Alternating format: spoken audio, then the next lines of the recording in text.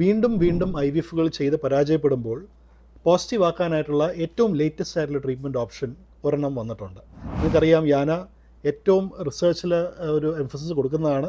എന്ത് പുതുതായിട്ടുള്ള ഒരു treatment options ഉണ്ടെങ്കിലും നമ്മൾ നമ്മുടെ ട്രീറ്റ്മെൻറ്റിൻ്റെ പ്രാക്ടീസിൽ അത് ഇൻകോപ്പറേറ്റ് ചെയ്യാറുണ്ട്. തൈമോസിൻ ആൽഫ എന്ന് പറഞ്ഞൊരു ഇഞ്ചക്ഷനാണ് പ്രത്യേകമായിട്ട് ഇന്നത്തെ ടോപ്പിക് നമ്മൾ ഡിസ്കസ് ചെയ്യാൻ ഉദ്ദേശിക്കുന്നത്. പല പ്രാവശ്യം IVF ചെയ്യുന്ന പേഷ്യൻസ് എക്സലൻ്റ് ആയിട്ടുള്ള എംബ്രിയോസ്, ബ്ലാസ്റ്റോസിസ്റ്റ് എംബ്രിയോ വയ്ക്കുന്നു, 2, 3, 4, 5 പ്രാവശ്യം എംബ്രിയോ ട്രാൻസ്ഫർ ചെയ്ത് പോസിറ്റീവ് വരാതിരിക്കുന്നു. പോസിറ്റീവ് വന്നു കഴിഞ്ഞാലും വീണ്ടും വീണ്ടും അബോർഷൻസ് ആവുന്നു. അങ്ങനെ വരുന്ന കണ്ടീഷൻസിലാണ് നമ്മൾ ഈ പറയുന്ന തൈമോസിൻ ആൽഫ എന്നുള്ളൊരു ഇഞ്ചക്ഷൻ യൂസ് ചെയ്യുന്നത്. ഇതൊരു ഇമ്മ്യൂണോ മോഡുലേറ്ററാണ്. ഇമ്മ്യൂൺ എഫക്റ്റ് ബാലൻസ് ചെയ്യുക എന്നുള്ളൊരു ആക്ഷനാണ് അതിനകത്ത് കൂടുതലും ചെയ്യുക.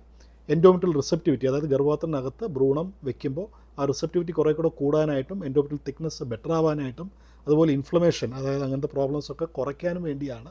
അങ്ങനെ ആക്ഷനാണ് തൈമോസിൻ ആൽഫയ്ക്കുള്ളത്. അതൊരു ഇഞ്ചക്ഷനാണ്, പ്രത്യേകിച്ച് എംബ്രിയോ ട്രാൻസ്ഫർ കഴിഞ്ഞെടുക്കേണ്ട ഒരു ഇഞ്ചക്ഷനാണ്. അത് വളരെ സക്സസ് റേറ്റുകൾ കൂട്ടാൻ ഇപ്പം പല ഡോക്ടേഴ്സും പറയുമല്ലോ എല്ലാം നല്ലതായിരുന്നു, ഇതിനകത്ത് പ്രത്യേക ഒരു കാരണം നമുക്കറിയില്ല.